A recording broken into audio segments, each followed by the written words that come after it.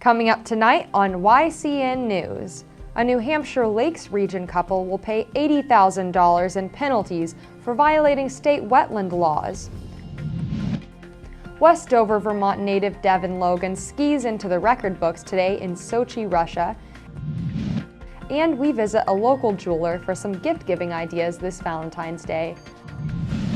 For more news, weather, and sports, it's time for YCN, your local view.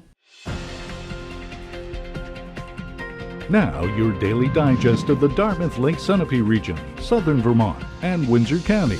News, sports, weather, and all that is happening in our area. The news on YCN, your local view. Good evening, and welcome to this Tuesday edition of YCN News. I'm Rose Spillman. Now that the Brown Block in downtown Claremont has a new owner, that owner's first goal is to sell the building. The New Hampshire Business Finance Authority outbid 3 other interests to claim the Brown Block as its own, reports the Valley News. Due to a $450,000 loan that could not be repaid by former owner, the Monadnock Economic Development Corporation, the building was foreclosed upon. New Hampshire Business Finance Authority Executive Director Jack Donovan put in the winning bid Monday of $210,000. The Brown Block has tenants in the building situated at the corner of Broad and Pleasant Streets in Claremont. A restaurant, New Socials, is based there, as are several rental apartments on its upper floors and an attorney's office on the second floor. Back taxes of nearly $100,000 need to be paid to the city. The new owner will handle that responsibility. A New Hampshire Lakes Region couple will pay $80,000 in penalties for violating state wetland laws. Although the land in Moulton Borough is owned by Robert and Kathy Ann DiCrescenzo, the 800-foot-long trench carved out of this land is against the law, State Attorney General Joseph Foster says. An excavator was used to dig up land declared wetlands by state environmental laws. The land was to be subdivided and developed, says Foster in a prepared statement. Digging up the wetlands was done without the required state permit, says Foster. David Minghella allegedly dug up the land, state officials say. Assistant Attorney General Evan Mulholland said today that an inspection by state or local officials led to the lawsuit against the DiCrescenzos and Minghella. The settlement imposes an $80,000 civil penalty on the defendants to be paid jointly. $40,000 of that sum is suspended, provided Mr. DiCrescenzo monitors the restoration of the land. And there are no further violations of New Hampshire's wetland laws. The protection and preservation of the state's wetlands and other natural resources depend on consistent enforcement of the state's environmental laws, says Foster. This morning, a team of Vermonters met at Hotel Coolidge in White River Junction to continue a discussion and presentation on the project named East Central Vermont, What We Want. Town leaders and local citizens gathered to focus on a vision for a sustainable plan for the region's future. According to the organization's website, ecvermont.org, the project incorporates 40 towns within Addison, Orange, Rutland, and Windsor counties. The website also states that both the Two Rivers Ottaquechee Regional Commission and the Southern Windsor County Regional Planning Commission are involved in this project, which focuses on 8 main topics: climate resilience, transportation, homes, energy, habitat, health and society, water supply, and economic development. The group's next meeting will be April 8th at 9:30 a.m. in Hotel Coolidge and will be open to the public. When YCN News returns, we'll hear from Newport, New Hampshire's jeweler, MJ Harrington's, on what to get this Valentine's Day, and we'll hear how Vermont is standing out in the field of solar jobs. The YCN News continues in a moment. Welcome back to YCN News. I'm Rose Spillman. Westover, Vermont native Devin Logan sailed into the record books today in Sochi, Russia. She earned a silver medal in a new Winter Olympic sport, women's slopestyle skiing. Now women have their own team, along with the men's. After the race, Logan said she was very happy with her run and proud of herself. Snow conditions were slushy due to spring-like temperatures, reports the U.S. Olympic website. That soft snow dragged down the speed times of other competitors. Some skiers fell down. Logan's thoughts today paint a word picture of the track's conditions. I was rapping a little bit and just taking it like any other day. I was in the springtime with my friends having fun and just wanted to put down a run. I did that and I couldn't ask for anything better, says Logan. With a nod to another New England skier, Hanover High School student Julia Crass finished 11th and made it into the final round of slopestyle skiing.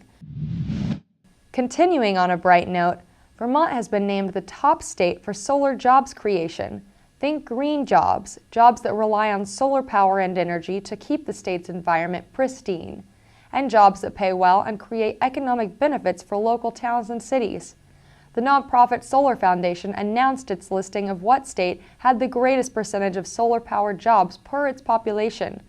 Other New England states ranked high, even if there's fewer sunny days here than in states such as California and Arizona. The New England region is home to over 25,000 solar jobs, the Solar Foundation notes in a statement. This represents nearly 20% of the total U.S. solar workforce. Vermont Governor Peter Shumlin says the ranking proves solar power in the state works for people and the planet. U.S. Independent Senator Bernie Sanders agrees. Phasing out fossil fuels in favor of clean, renewable energy is a central part of Vermont's economic future. Perhaps a bit of precious to the giver and receiver metals are in the future. It's Valentine's Day on Friday.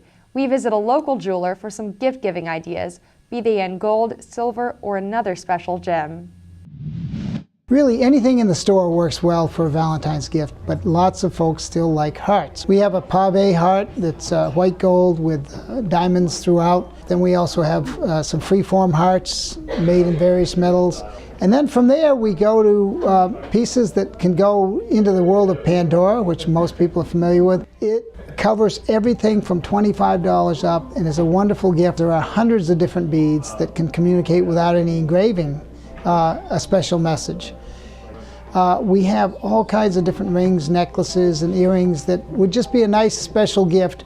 And those are available until 5 o'clock on the very day, so that for those last-minute shoppers, and there usually are lots of last-minute shoppers on Valentine's. Often for the men, I think ladies come in and first of all look for something that's going to be practical. It often can be a watch. It might be a key ring. It could be a tie bar, a tie tack. Valentine's week is always a special one, so we're open Monday through Saturday, Valentine's being Friday. So you probably don't want to come in on Saturday for your Valentine's gift. That could be a problem. However, we will be open Friday all day, and typically we're here a little after 5, so if somebody is running a little late, just give us a call or hit the doorbell, and we're happy to let you in and do that last-minute shopping. But we hope that you'll be out having dinner with that special someone in your life. Welcome back to YCN News. I'm Rose Spillman. Now Matt McDonald will have a look at our weather for the next 5 days, and he'll take a look at some local high school sports. Thanks, Rose. Tomorrow will be sunny with highs in the upper 20s and a low of 10 degrees. Thursday we're expecting snow, so be careful when traveling. We'll have a high of 34 degrees with lows in the 20s. Friday, we should get a break from the snow, and temperatures will rise to a high of 36 degrees with lows down to 22. Saturday and Sunday will have highs in the mid-20s with a low of 5 degrees. But Saturday we're expecting more snow. If you're looking for something fun to do on Valentine's Day, head over to the Artistry Community Arts Center in Woodstock, Vermont for a swing dance party this Friday starting at 6 p.m. And now let's look at the mountain snow conditions brought to you by Ski New Hampshire.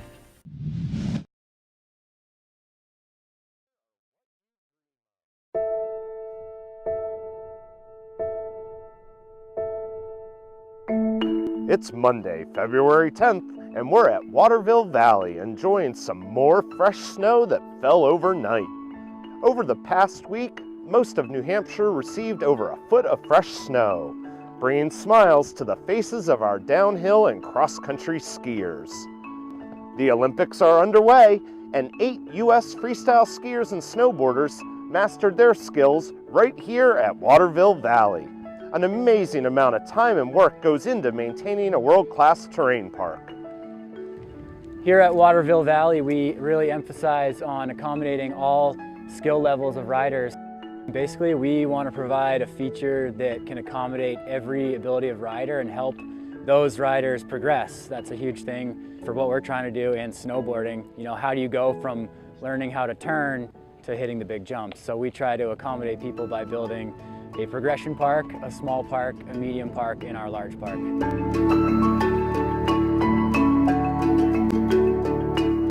We have settled into a perfect stretch of winter weather with amazing conditions statewide, and it looks like this week could bring even more snowfall. The timing of this snow couldn't be better. The February vacation period is right around the corner, and now is the time to plan your trip. Be sure to check out our February vacation guide at skinh.com. You'll find ski and stay specials, lift ticket deals, events, and much more for that period.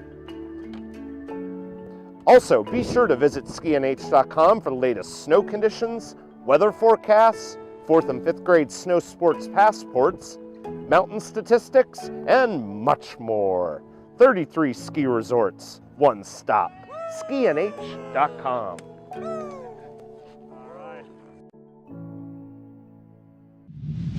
And now it's time to look at our local high school basketball games from last night. Last night there was a matchup between Hopkinton and Newport. Newport couldn't quite hold on to the game and was defeated. The final score was 45-41. Newport's record drops to 12-2. They will face Sunapee once again in a rematch. In girls basketball, Hanover conquered John Stark 51-17 and had an amazing victory. The Hanover Marauders were ahead 21 points at the end of the first quarter. Hanover's record now improves to 11 wins and 3 losses overall. They will battle with the Lebanon Raiders Wednesday night at 7 p.m. at Hanover High School. Be sure to check out this rivalry game.